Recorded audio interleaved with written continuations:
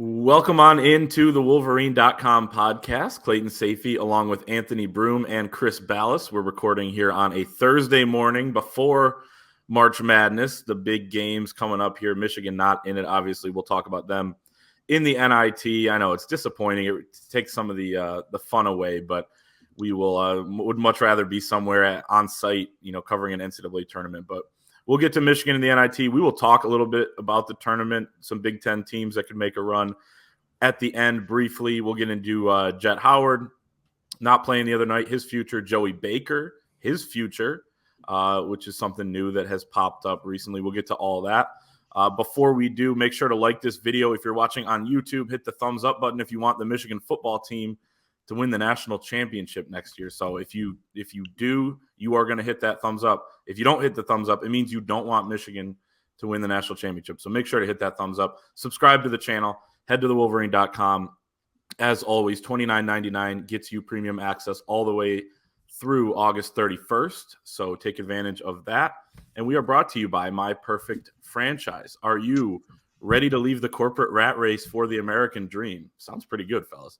Looking for a side hustle while working your current job, wanting to diversify, build wealth, and or leave a legacy? Andy can help. Andy is a franchise consultant as well as a franchise owner and helps people find franchises that fit their skill sets, financial requirements, time to commit, and more. His services are 100% free, and he's here to help you if you have any questions about business ownership. So hit up Andy Ludke, a good friend of ours who we were able to meet with a couple weeks ago, talk about his business, talk about our partnership with him. Go to www.myperfectfranchise.net. You can hit him up on the phone at 404-973-9901. Email him, andy@myperfectfranchise.net, and head to his website. You can book a time with him on Andy's calendar at www.myperfectfranchise.net. So thank you to Andy for sponsoring, and go and check him out. Great stuff there. Let's get into some of the topics. Guys, I'm not going to lie. I have NIT fever. I love this tournament. As we talked about on Monday, the Michigan game was a very entertaining game. I will say that. I mean, from a aesthetic standpoint, the fact that we were courtside as well, fast moving, 90-80. I was 1 point off on my prediction, but I have NIT fever, guys. That was a fun game the other night, and I ended up watching the Vanderbilt game after that. I think the only prescription is more cowbell. So, you know what? Or more winning, because with Clemson losing, now Michigan might get another home game. Yes. If the Wolverines can win at Vanderbilt, which they certainly can. Everybody's like, oh, that's a tough matchup. I'm like, okay, two things. It's still an NIT team, right, that they're playing. Michigan should probably has the talent to be in the NCAA tournament. So I like Michigan's chances to win down there at noon. We will be three of the probably a couple dozen people watching that as NCAA tournament games go on. But we will be watching and we will be covering it. And you know what? You're there. You might as well make the most of it. It's exactly what Juwan Howard said. I loved his message after the game. He said, who are we to think we're beneath the NIT? And I liked Hunter Dickinson's message when he said, you know what, we're playing for the guys who wore the uniform before us, and we owe that to them. And he's absolutely right. Now, I just wish they'd done that a little bit more during the regular season as well in some of those non-conference games. But you know what? You take the hand that's dealt, or that basically you dealt yourself, and you make the most of it. And that's what they did the other day. Yeah, Clay, if it lasts longer than 4 hours, you should probably call a doctor. Yes. Sounds like it has. The game was Tuesday night, so exactly. I'm worried about you. Yeah, I mean, I think I said it when we spoke Monday, in that if you're going to be in this tournament, you may as well win your first game, and if you're going to win your first game, you may as well win your second game, et cetera, et cetera. So now that kind of I don't want to say the only thing between Michigan and Vegas is Vanderbilt, but all of a sudden, Clemson loses this field kind of quote unquote opens up for you.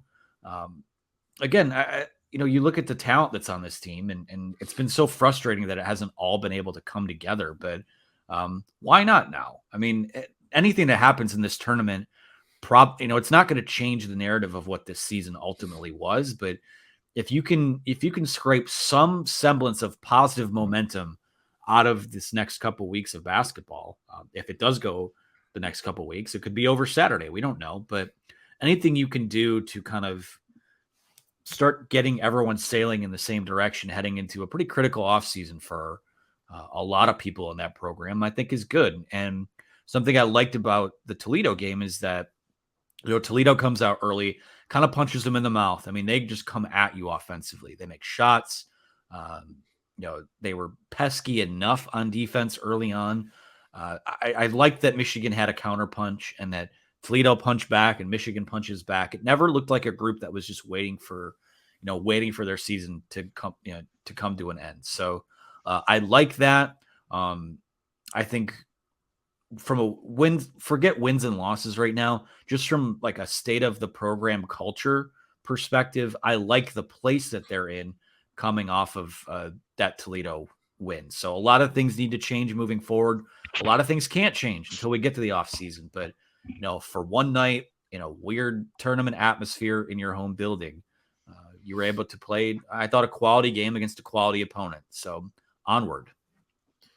Yeah, I mean, it makes total sense to play. I love Juwan Howard's answer talking about that. And I don't know, maybe he threw a little bit of a shade at North Carolina. What was the other team that didn't play? Was there another team? Someone said there are a couple teams that declined invites. But it was just one.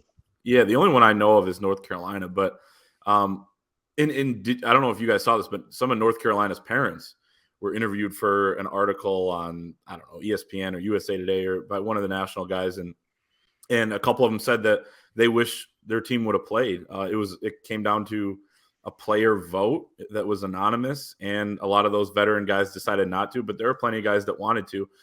Competitors compete. That's just something that comes to mind for me. And two, it's like, I mean, these guys have been waiting their whole lives to play in college basketball games. Why waste opportunities? And I thought Michigan made the most of theirs the other night. And you listening to guys like Joey Baker, who we'll talk about in just a minute, and Hunter Dickinson talk about how, especially Joey, he doesn't know if this is going to be his last college game, potentially coming up. Any of these games could be. So they want to make the most of those opportunities. And I thought Michigan did that. I thought it was a good effort. And, I think they might be the most talented team in this field. We will see. I mean, Clemson was kind of one of those 1 seeds, and they fall. And then you look at Michigan too. They probably have the best player in the tournament. So it turns into kind of what we talked about last year with the NCAA, where it's like, wait, I mean, yeah, Michigan has underperformed, but I mean, they still have the talent to beat anybody, especially a field of NIT teams on any night. You got Vanderbilt now, a hot team, 10-2 in their last 12. Jerry Stackhouse as the coach. Really disappointed in a way that we will not see Liam Robbins against Hunter Dickinson. He is out for the season. They had some good battles when he was at Minnesota a couple years ago. But I think that's advantage Michigan. We will see Colin Smith, former Michigan target, who was shooting the ball well from 3. But if they get out of this weekend, I think they are going to Vegas, as you kind of alluded to, Anthony. And I will say this too. If UAB comes to town next week, we get to see Jelly Walker, who is the college basketball world fell in love with at this time last year. That's assuming they win. Yeah, assuming they win, UAB beats Morehead State, which just beat Clemson. That's a quad right. 1 win, I'm pretty sure. So they're still building that resume up. But no more quads, Clay. I know. It's all quad 5 at this point. I'm sorry. That's fair. That's fair. Let's talk about Jett Howard. So Jett Howard, decides not to play, I guess. He was emotional. Juwan Howard said that he wasn't able to go with the ankle injury. I mean, he was moving around pretty decently in warm-ups, but I understand he's been dealing with that for a long time. I understand it. It's the NIT. Why push it if you're not 100%, that sort of thing. At the same time, I think it rubbed a lot of people in the fan base the wrong way, and I don't blame them necessarily for that. You were willing to fight through it against Rutgers, but you're not willing to do it now. It's a tough call. I understand both sides of it. Michigan plays well the other night without Jett Howard. Now, Toledo's, not a good defensive team. They're terrible. I think Jett maybe would have had some issues defensively. So did Joey Baker. So did plenty of guys on the floor because Toledo is very good on offense. But Michigan 3-1 now with Jett Howard not in the lineup. You go back to the Michigan State game. They finished strong after he got hurt. You go back to the Northwestern game in Evanston, and, he was benched kind of early in that second half. They made a nice run there, kind of pulled away. He played down the stretch in that game as well. But there were several minutes there that really keyed that run with Joey Baker on the floor. So before we talk about Joey specifically, but Jett Howard, what do you guys make of him not playing? It seems like we may have seen the last of him in a Michigan uniform, and just thoughts overall on the way Michigan played without him again. As I wrote yesterday, if Rutgers was his last game in a Michigan uniform, then he goes down as a footnote in Michigan basketball history, frankly, fair or not, as a guy who, boy, you know what? This is, the Jett Howard era was a huge disappointment. Not just his fault. You know what? He doesn't play in a tournament. He did some things, you try not to be too harsh here, right? Because it is so hard to coach your kid. Number one, with Juwan Howard, listen to Dan Dockich talk about it. And he said, you better be really good. You better be the best player on the team, or you better be the worst player on the team. Otherwise, you're going to be the focal point of the fan base. And he absolutely was. There's no question about it. And sometimes, though, that was deserved, guys. The failure to box out at the free throw line was the turning point of the Rutgers game. If that were me, I don't know how you leave on that note, and I've said that, wow, that would be really tough to stomach. My dad's the coach, and this is how I'm going out. And do I think he'd be playing if it were the NCAA tournament? Absolutely, I do. I don't think there's much doubt about that. So, all that said, if he were to come back and, have a great offseason and a commitment to defense and getting better and on both ends of the floor, and if he were frankly more of a residual player, I think this is Kobe Buffkin's team. If he comes back, then I think you've got something. But I don't know that would be a role that he would be 100% behind. I'm not saying he's not a team player. I'm just saying he's been the alpha here and wants to be the alpha anyway. And so I think it could be tough. I think it could be tough for chemistry. So lots of things to factor in there. And again, not blaming him for all of Michigan's ills this year. I just thought he had more to give. So it'd be disappointing if that were the way he went out.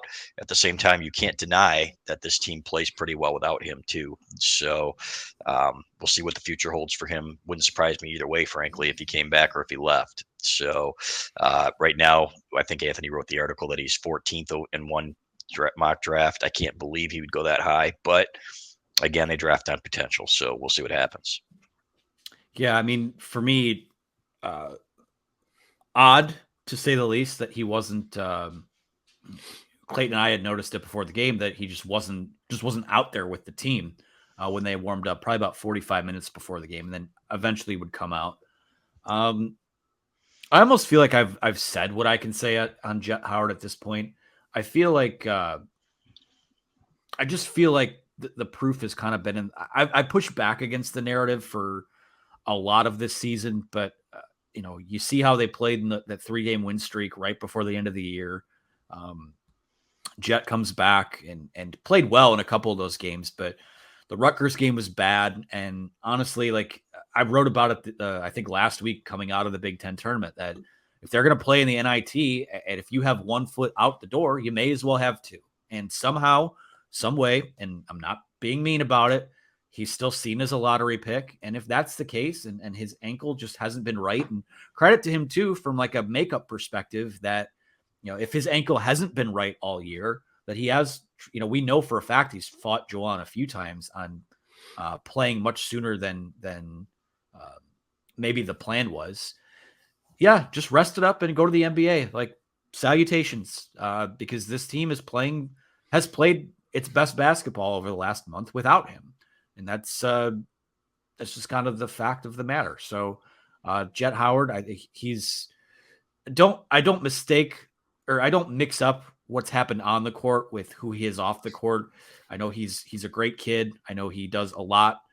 He's done a lot for, I think, Mott, the Children's Hospital and all that. But from a basketball perspective, things have flowed better recently of late. And it hurts their depth because it's already not a deep team. But, right now you look at this tournament and we're trying to build some momentum going into next year, right? Like, this is a program that is trying to just take any semblance of good vibes it can into this offseason. Doug McDaniel the other night played one of his better games, which I think is a positive for them. The more basketball they play in a tournament setting, I think is going to be better for his development.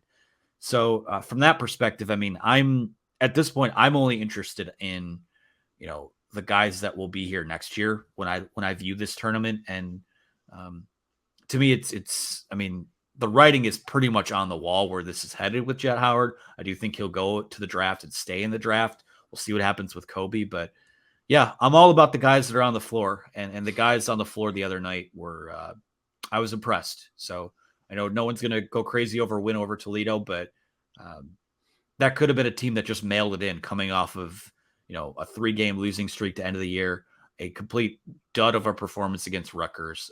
I give the guys that played all the credit in the world, and I hope to see the guys that played the other night continue to keep it going. Clay, do you think that the Joey Baker news is coincidental with the Jett Howard thing? That's what I was thinking about after the game. I'm like, wait a minute. Yep. You know what? They know they need to know a wing. Yeah. I was going to bring that up. So there's only so many spots. Let's transition into Joey Baker. But before we do, we have to talk about our friends at Prize Picks. Is March Madness. Basketball season is here. I don't know if I can say March Madness.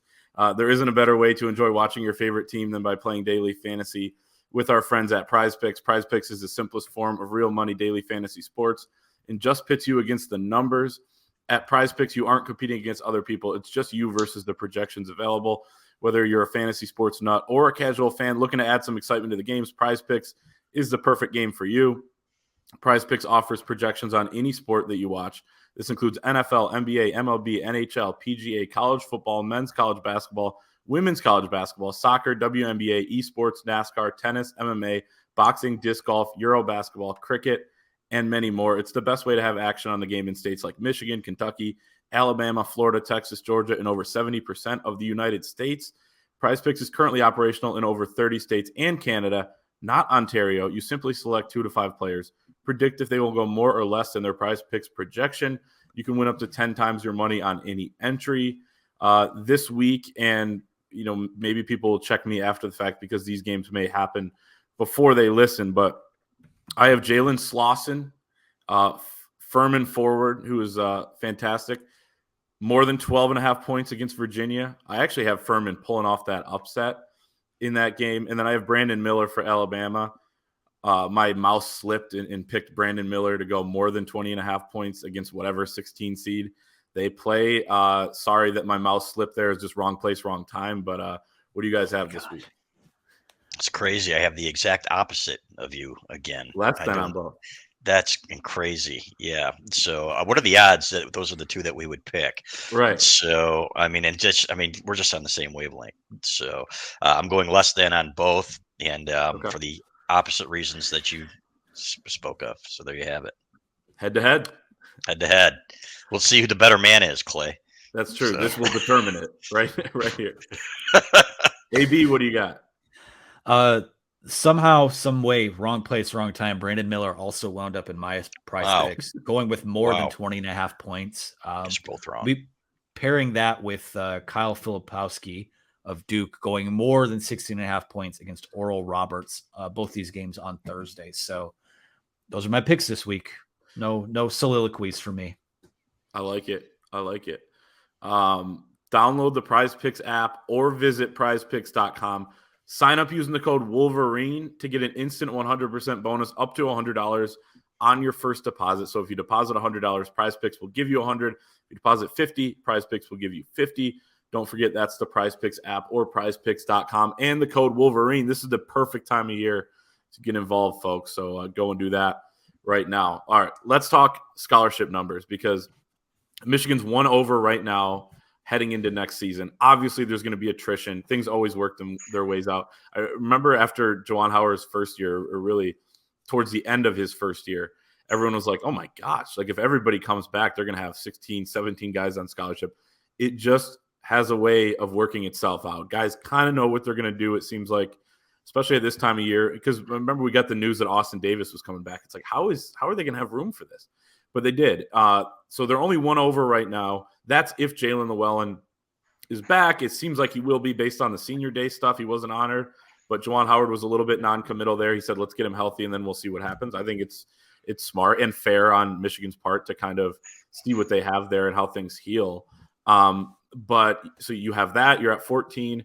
If Joey Baker were to come back and somehow receive a waiver, which I think is a pretty big if, There's not a ton of precedent on this. He played in 4 games, 18 minutes as a freshman. He kind of got screwed over, I thought, by Duke based on the fact that Zion goes down and they have to start, they burn his red shirt really. And then they kind of screwed him at the end too. They said, don't walk on senior day. You're coming back next year. And then turns out they didn't have a spot for him. So ends up at Michigan. I think it's Michigan's gain. But what do you guys make of the fact that Joey Baker is going to try? And with the NCAA too, I worry that this is going to drag out. I worry that, maybe they're going to bank on that. And then, you have potential, guys in the transfer portal that were options that maybe you don't get.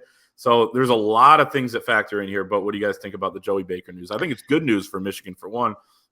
Michigan's 11-2 when he hits multiple threes. He's averaging 1.3 made threes per game, 40.2% from deep. He's a shooter and he's helped this year. I would love it. I think that, he's getting further and further away from that injury. And, if he plays with confidence, then he's a guy that can really help them. Do I think the NCAA is going to be looking to do Michigan any favors at this point? That's something that we have to take into consideration as well. Are we going to blame Jim Harbaugh here? No, but I will blame the NCAA.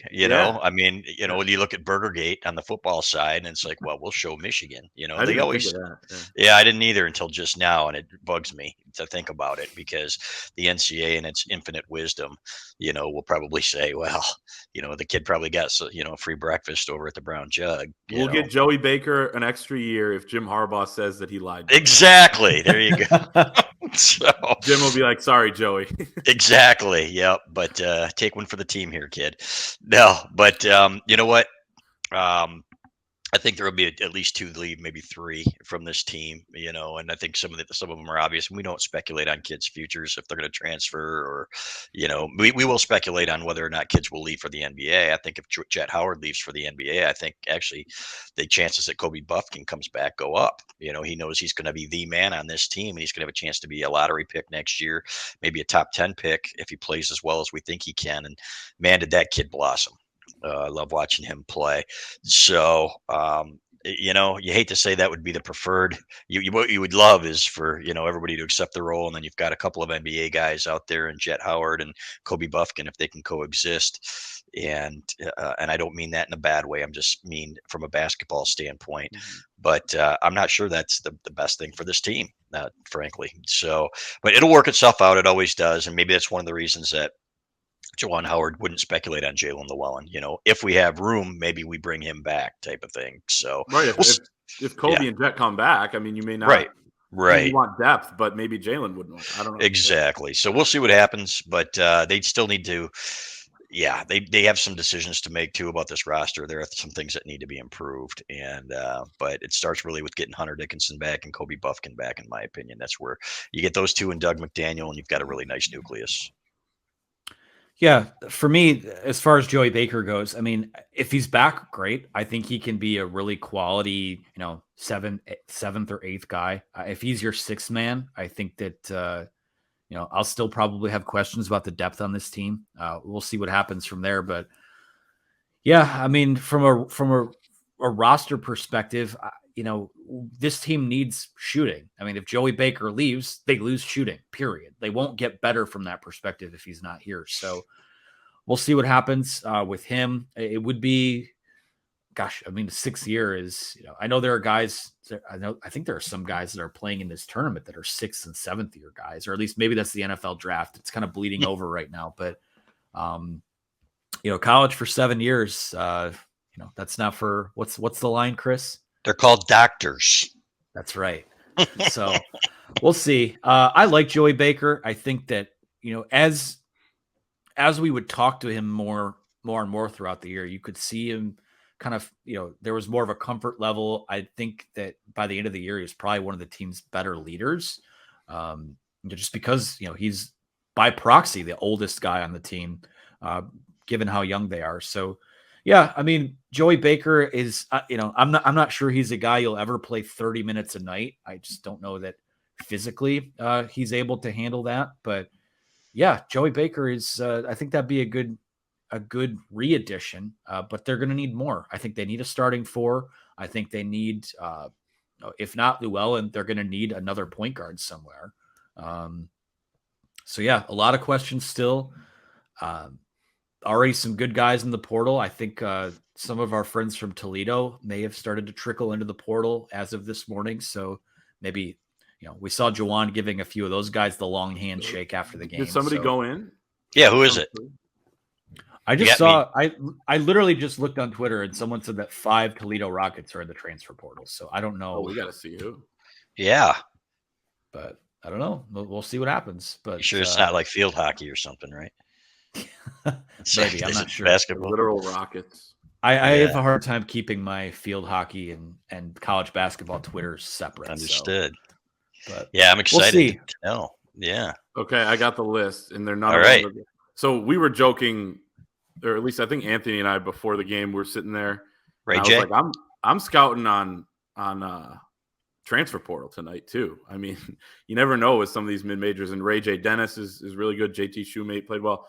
Elijah Wilson, EJ Farmer, who came off the bench. I think he hit a couple shots. GJ Wallace, Cooper Jacoby, and Cooper Davis. One of those spelled with a K, one of them with a C. So nobody that really stands out from Toledo. But that's interesting that they're starting to flood the portal. It's going to be a mess. It's just a bunch of mid-majors right now. Michigan reached out to BJ Mack, a forward out of Wofford who can shoot a little bit. He's pretty big. He's 6'8". So we'll kind of see what comes of that. It's just reached out at this point. I mean, there's a lot that's going to go to it. Guys are hearing from, and they're happy to tell some of these national reporters. They've heard from 30 teams or whatever reached out. So we'll kind of see what comes of all that. But I agree they need shooting. BJ Mack can shoot a little bit. He shot 40% this year in conference play, 40% overall last season, 80% free throw shooter. So we'll see what comes of that. But, yeah, Joey Baker, I mean, I would welcome it, and I do think there's a possible indication there that they know what's going to happen with Jett. But, man, do I not trust the NCAA. I really don't. So we will see what happens there. Real quick before we go, NCAA tournament, as we said at the top, obviously a little bit different without Michigan in it this season, but still should be fun. We got some day basketball starting this afternoon. We got the Thursday and Friday are like 2 best days, in my opinion. You get 16 games apiece.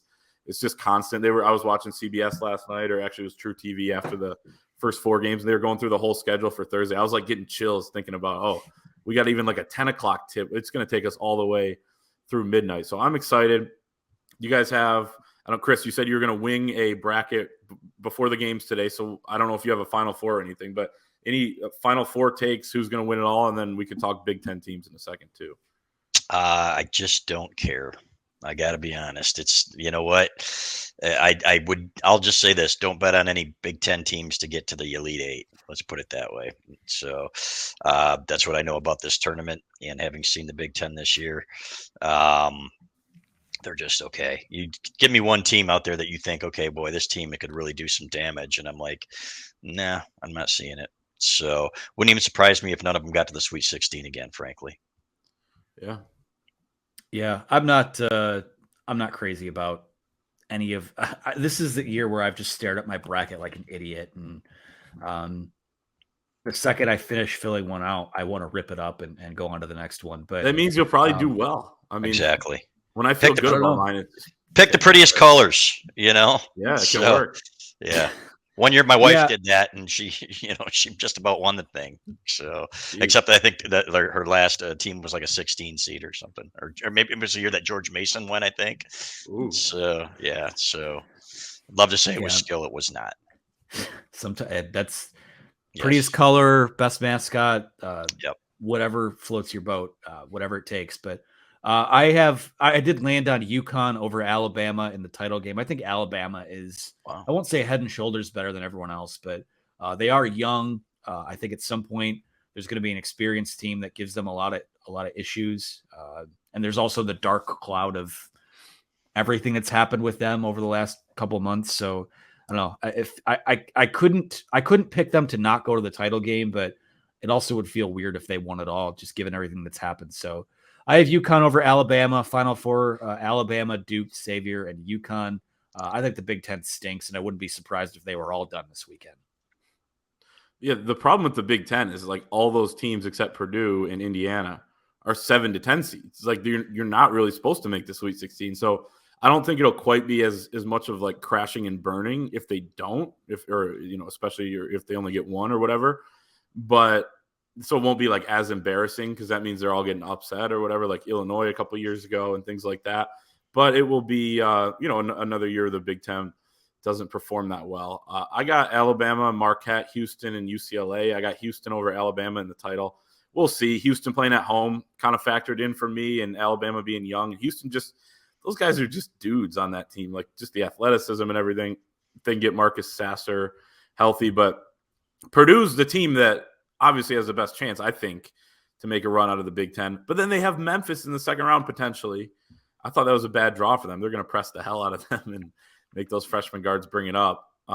Dark horse Big Ten teams, Illinois and Penn State, just because they can get hot. And Penn State's never dead in a game. I mean, they can come back. We saw it on Sunday against Purdue. So I guess, but I don't like either of those draws either. I don't really like any of the draws for the Big Ten teams. So, screw them. Let's have it. If Michigan's not going to be in, maybe everybody can suffer. Maybe that's the way. I'm all right with that. I Furman's my upset pick, by the way. So we will see what happens there. Any other takes on the NCAA tournament? No, just give it to me all. I'm more of an NIT guy anyways. We've got availability, Michigan football availability coming up at 1:00. So we're going to be, right as these upsets are taking place, we're going to be in there interviewing some Michigan football players. I'm okay with that. So I just can't wait to be so stuffed on basketball that I fall asleep on the couch and I wake up and Impractical Jokers is on. It's the best time of that day. happened to me the other night. I didn't fall asleep, but next thing you know, I look up and Impractical Jokers is on. So who's your favorite Joker? Who's the one that left? Joe? I got Joe. Yeah. Really? Everybody likes Joe the best. I don't know why, but I like Murr. I love the way they pick on him. So Murr's good. Yeah, it cracks me up. All right. There we go. So enjoy Impractical Jokers, everybody. Enjoy the tournament. We will be back on Monday. As Chris said, we got some football availability. We'll get to talk to JJ McCarthy this afternoon. So we'll see what comes of that and have coverage at thewolverine.com for premium access all the way through August 31st, right up until the season, just $29.99. So go check out that deal right now. It will not last forever. And every day that goes by, it gets worse slightly. So take advantage right away, right now. Like the video. If you're watching on YouTube, subscribe to our channel. Thank you very much for watching, and we'll see you next time. Thank you so much for watching. For more videos from the Wolverine, whether it be football, basketball, recruiting, live shows, and more, be sure to like and subscribe to our channel for the latest.